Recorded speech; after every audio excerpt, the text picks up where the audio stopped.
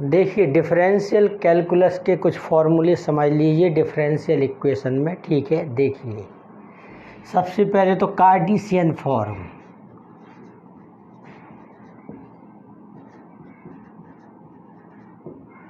देखिए Cartesian form में मान के चलो कोई एक कर्व है, ठीक है। कर्व के किसी पॉइंट पर ये टेंजेंट है,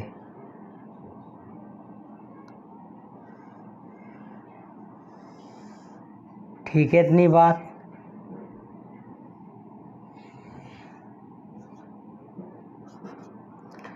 इस P पॉइंट पर ये टेंजेंट है पी एक्स कॉमा वाई, ठीक है। और इसी पॉइंट पर हमने इसको नॉर्मल ड्रॉ कर लिया ये, ठीक है।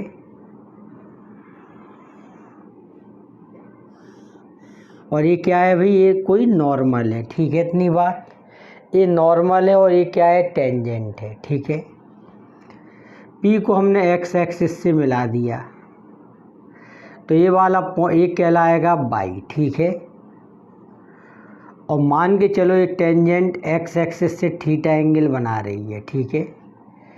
तब टेन थीटा इक्वल होता है D Y upon D X, जिसको हम लोग क्या कहते हैं भाई, ग्रेडियंट, ठीक है।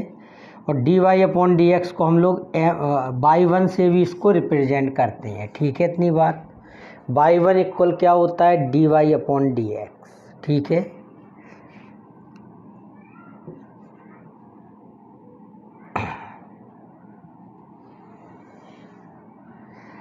देखिए ये मान के चलो Q पॉइंट है, ये है R और ये है S, ठीक है। तो जो PR है, ठीक है, ये कहलाती है लेंथ ऑफ टेंजेंट। और PS है, ये कहलाती है लेंथ ऑफ नॉर्मल, ठीक है। और RQ जो है वो कहलाती है सब टेंजेंट। और QS है, ये कहलाती है सब नॉर्मल, ठीक है, कार्टेशियन फॉर्म में, ठीक है। इतनी बात। तो देखिए टेंजेंट की इक्वेशन क्या होती है, equation of tangent,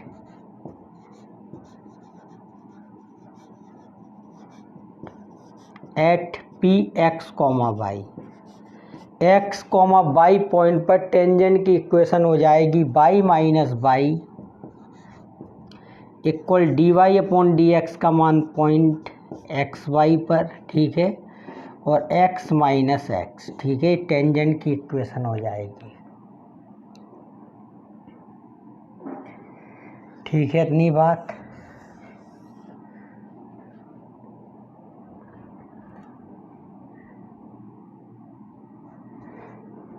intercepts of tangent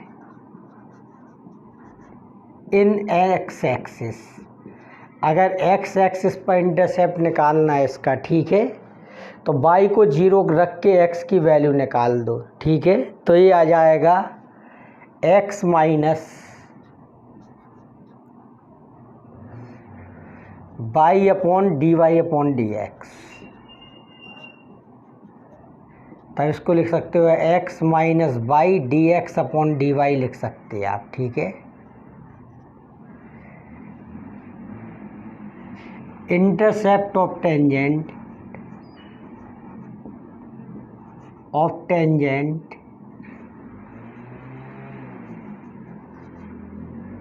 in Y axis, देखिए क्या होता है, वाई एक्सिस पर इंटरसेप्ट निकालना हो तो एक्स को जीरो रख दोगे, ठीक है, समझ गए।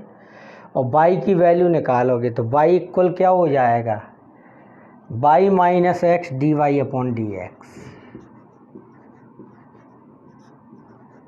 ठीक है। अगर आपको टेंजेंट की लेंथ निकालना है तो in triangle P Q R, ठीक है। देखिए कॉसेक थीटा इक्वल क्या हो जाएगा, P R upon P Q, ठीक है। तो पी आर इक्वल हो जाएगा पी क्यू कॉसेक थीटा, ठीक है। तो लेंथ ऑफ टेंजेंट देखिए क्या हो जाएगी इसमें।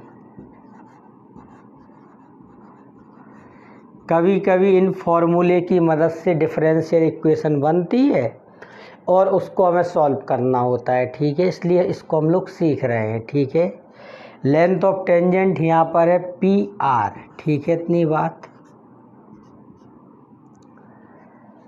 देखिए पी आर की वैल्यू हो जाएगी बाई कॉसेक थीटा, और कॉसेक थीटा को क्या लिख सकते हो 1 plus cot square theta under root, ठीक है। और अगर यहाँ से आप कॉट थीटा की वैल्यू निकालोगे तो वो क्या आ जाएगी, देखो टेन थीटा की वैल्यू क्या है D Y upon D X, तो कॉट थीटा की वैल्यू क्या हो जाएगी D X upon D Y, ठीक है। तो यहाँ पर क्या लिख देंगे D X upon D Y.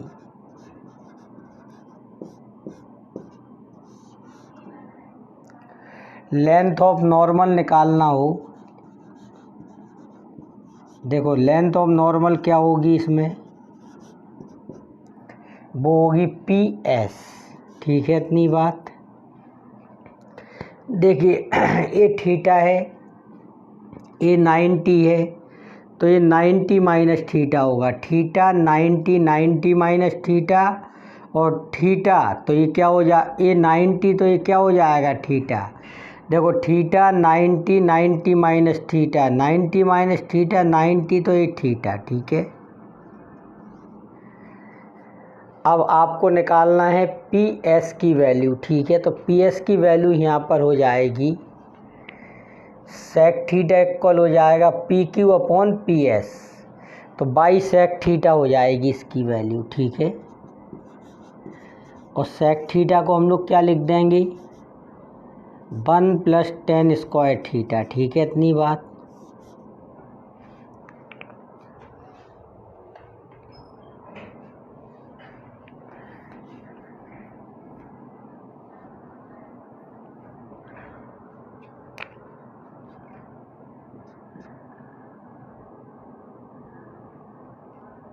देखिए बाई सेक थीटा को लिख देंगे under root 1 plus tan square theta, ठीक है। और टेन थीटा की value D Y upon D X का होल स्क्वायर है। तो ये आ गई किसकी वैल्यू आ गई, ये आ गई लेंथ ऑफ नॉर्मल। अब देखिए लेंथ ऑफ यहाँ सब टेंजेंट कहलाते हैं आर क्यू, ठीक है, ध्यान रखना। सब टेंजेंट किसे कहते हैं, सब टेंजेंट इसमें होता है आर क्यू, ठीक है। और आर क्यू की वैल्यू आपको निकालना है, ठीक है। तब देखिए टेन थीटा इक्वल क्या हो जाएगा P Q upon R Q, तब आर क्यू इक्वल हो जाएगा P Q upon tan theta, ठीक है। यानी कि पी क्यू कॉट थीटा हो जाएगा,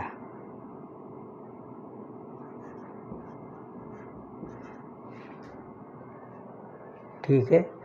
और कॉट थीटा की वैल्यू कितनी है D X upon D Y, ठीक है। तो सब टेंजेंट क्या होता है by D X upon D Y या y upon D Y upon D X, ठीक है। अब इसमें देखिए अब सब नॉर्मल क्या होगा, देखो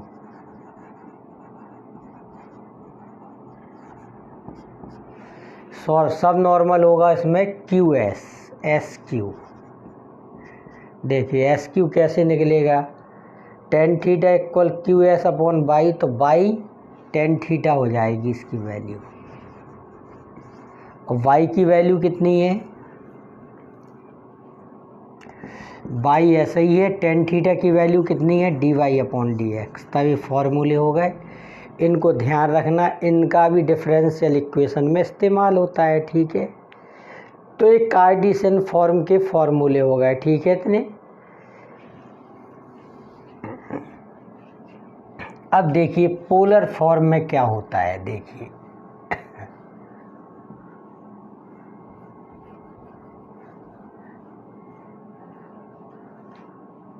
पोलर फॉर्म,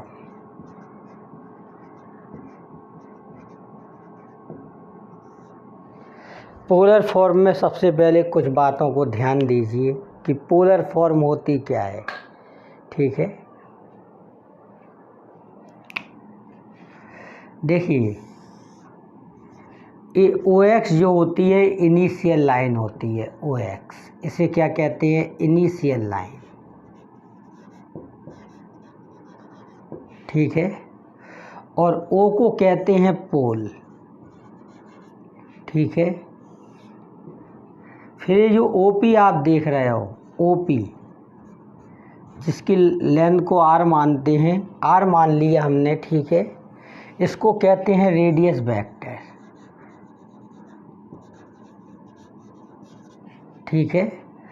और रेडियस वेक्टर जो इनिशियल लाइन से एंगल बनाती है उसे कहते हैं थीटा, वो होता है vectorial angle. Angle P O X equal कितना है, थीटा, इसको क्या कहते हैं, वेक्टोरियल एंगल, ठीक है। देखिए ए है आर डिस्टेंस, से थीटा है, तो ये बनता है पोलर कोऑर्डिनेट, ठीक है। पी जो आर थीटा होता है उसे कहते हैं पोलर कोऑर्डिनेट, ठीक है। इन बातों को ध्यान रखो, ठीक है। समझ गए इतनी बात। अब देखिए इसमें क्या होता है। इसमें मान के चलो ये कोई कर्व है, ठीक है।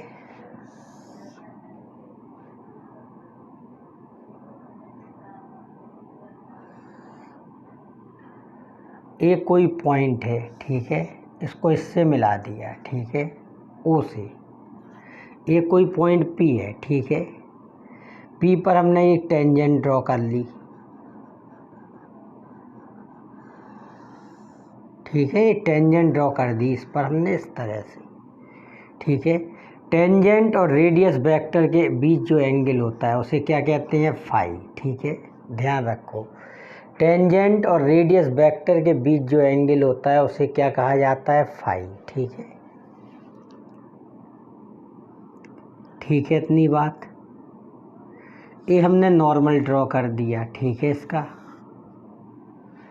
अब देखिए ओ पॉइंट से रेडियस वेक्टर के परपेंडिकुलर एक लाइन ड्रॉ की हमने, किसके परपेंडिकुलर, रेडियस वेक्टर के परपेंडिकुलर, ठीक है। और इस लाइन को हम नीचे भी लाए, ठीक है। तो ये लाइन टेंजेंट को जिस पॉइंट पर मिलती है, ठीक है, मान के चलो वो क्यू पॉइंट है, और यहाँ मिल रही है इसको ये आर पॉइंट पर, ठीक है। तब इसको कहते हैं polar sub tangent, polar sub tangent, ठीक है। और इसको कहते हैं पोलर सब नॉर्मल, ठीक है। इसको कहते हैं पोलर सब टेंजेंट, इसको कहते हैं पोलर सब नॉर्मल। और सुनिए, ये फाई है, ये 90 है, ये कितना हो गया, 90 माइनस फाई। और ये नॉर्मल है, ये टेंजेंट है, तो इसका मतलब ये एंगल भी 90 होगा। या ऐसे समझ लीजिए फाई है, ये पूरा 90 है, तो ये कितना हो गया, 90 माइनस फाई, ये 90, तो ये कितना हो गया, फाई, ठीक है। टेन फाई का फॉर्मूला होता है are D theta upon D R, ठीक है, याद कर लो। और कॉट फाई का फॉर्मूला होता है 1 अपॉन आर और D R upon D theta, ठीक है। अब देखिए पोलर सब टेंजेंट,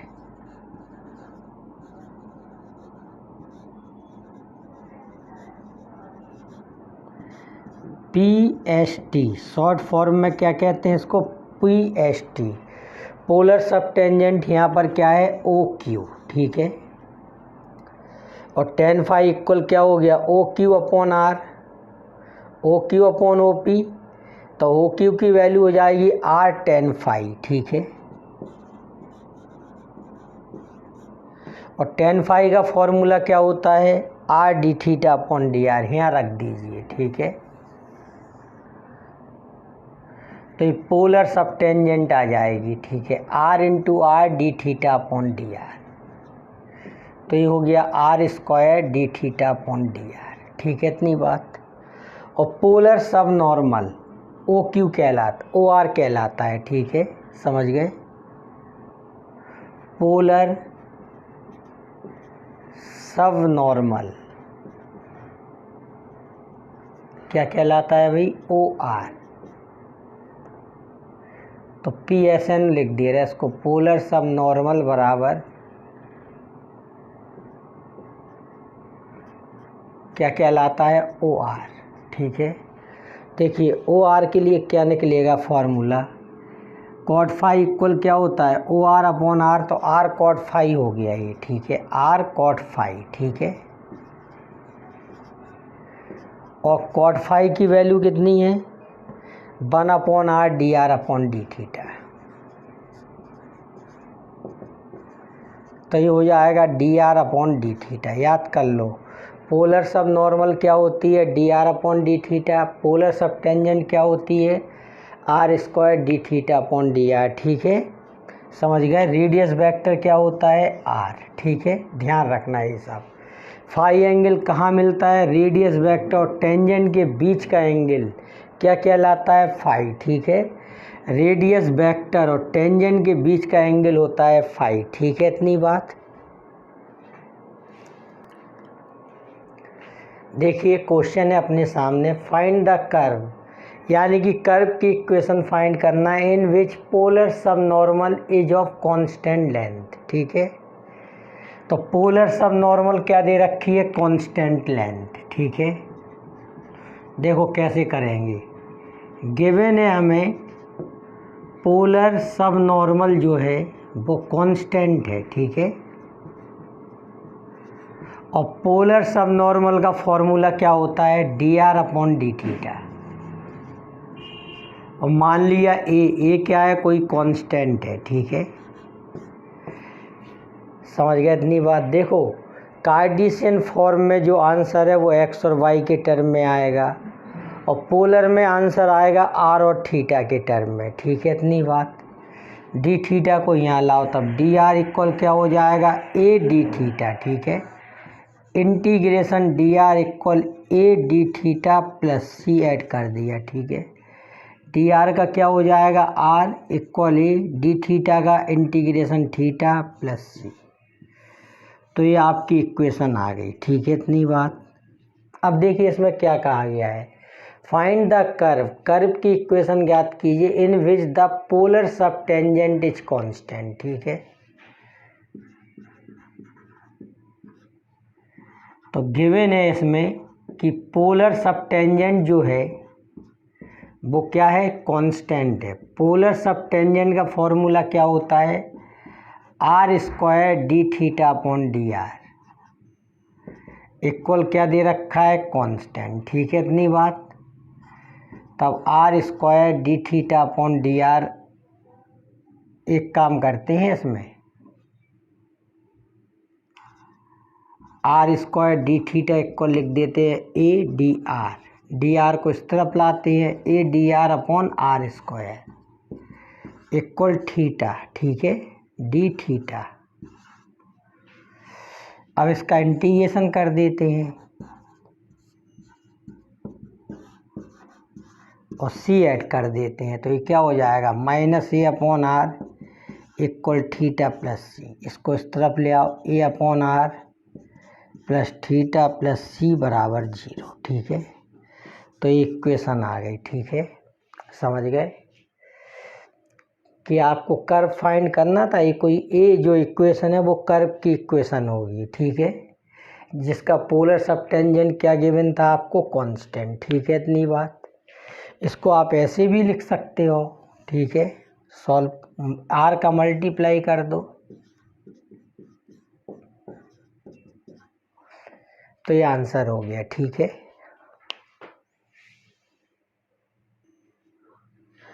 देखिए क्वेश्चन है अपने सामने, find the curve for which the sum of the reciprocals of the radius vector and the polar sub tangent is constant.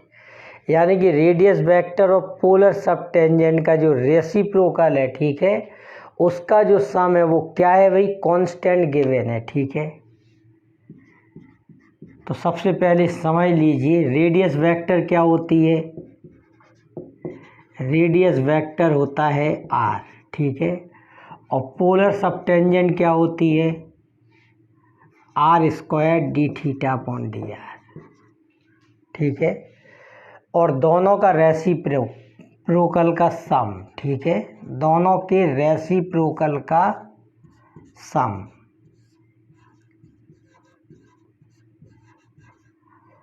बराबर क्या दे रखा है, कांस्टेंट, ठीक है, इतनी बात। और हमें क्या निकालना है, हमें फाइंड करना है कर्व की इक्वेशन, ठीक है। तो इस डिफरेंशियल इक्वेशन को जब हम लोग सॉल्व करेंगे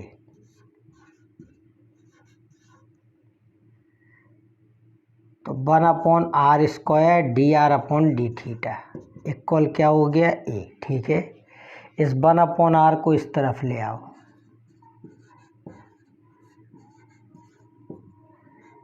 तो a - 1/r, ठीक है।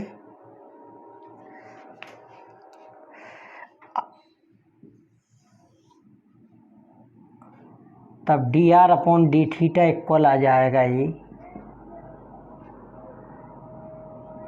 r² ar - 1/r, ठीक है, इतनी बात। इस r को एलसीएम ले लिया तो ये हो गया r × ar - 1, ठीक है। अब इस डिफरेंशियल इक्वेशन में dr के नीचे इन दोनों को ले आएंगे, dr/r × ar - 1 इक्वल क्या है, d थीटा। दोनों का इंटीग्रेशन कर दो, c को ऐड कर दो, ठीक है। इसके पार्शियल फ्रैक्शन कर दो तो इसको ऐसा लिख सकते हो ar - ar - 1 अपॉन, देखो 1 ही लिखा है ऊपर, ठीक है। अब अलग अलग इसका डिवीज़न कर देंगे, ठीक है। यहाँ क्या हो गया, थीटा प्लस c, ठीक है। ar के नीचे इन दोनों को लिख दीजिए तो यह आ जाएगा a/ar - 1 माइनस ar - 1 के नीचे लिख देंगे तो 1/r dr equal theta plus c, ठीक है। इसका इंटीग्रेशन हो जाएगा log ar - 1 और a का डिवीज़न करोगे आप तो ये यहाँ कैंसिल हो जाएगा, minus log r equal theta plus c, ठीक है। log ar - 1 minus log ar क्या हो जाएगा, log ar - 1/r equal theta plus c। तब ar - 1/r इक्वल हो गया थीटा प्लस c, ई पावर लिख दो बस इसको, ई पावर थीटा प्लस c। तब ये आंसर हो गया, ठीक है। कर्व की इक्वेशन आ गई। जब आप डिफरेंशियल इक्वेशन को सॉल्व करते हो, ठीक है, तो r और थीटा में जो इक्वेशन आती है वो कर्व की इक्वेशन होती है, ठीक है। तब ये आंसर हो गया। देखिए भाई, ये क्वेश्चन है अपने सामने, फाइंड द कर्व, कर्व की इक्वेशन फाइंड करना है इन विच द कार्टेशियन सबटेंजेंट, जो कार्टेशियन सबटेंजेंट है वो वेराइज करे एज द एब्सिसा। एब्सिसा का मतलब होता है x, ठीक है। एब्सिसा को क्या करे भाई, वेराइज करे, ठीक है। कार्टेशियन सबटेंजेंट, देखिए सबटेंजेंट क्या होती है भाई कार्टेशियन में, ठीक है, ये होती है बाई dx/dy, ठीक है। तो आपको गिवन है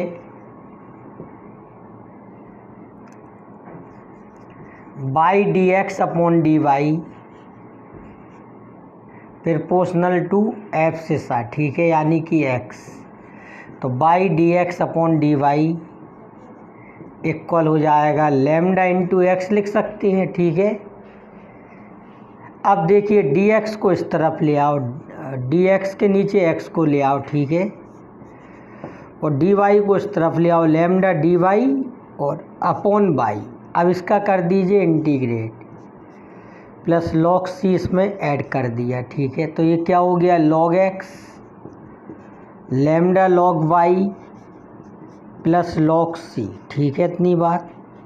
लैम्डा log y को लिख सकते हो log y power lambda plus log c, तो ये हो जाएगा log y power lambda into c। इससे x इक्वल आ गया, इतना x इक्वल आ गया भाई c into y power lambda, ठीक है। तो ये आंसर हो गया। अब find the curve in which the Cartesian subnormal is equal to abscissa. ठीक है, उस कर्व की इक्वेशन ज्ञात करना है हमें जिसमें कार्टेशियन सब नॉर्मल क्या हो भाई, इक्वल हो टू द एब्सिसा। ठीक है, अब सब नॉर्मल क्या होता है कार्टेशियन में, देखिए तो सब नॉर्मल यहाँ पर होता है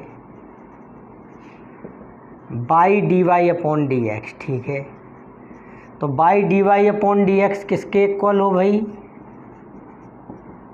एक्स के। ठीक है, तो बाई डी वाई इक्वल क्या लिख दो भाई, एक्स डी एक्स। ठीक है, X D X minus by D Y equal 0।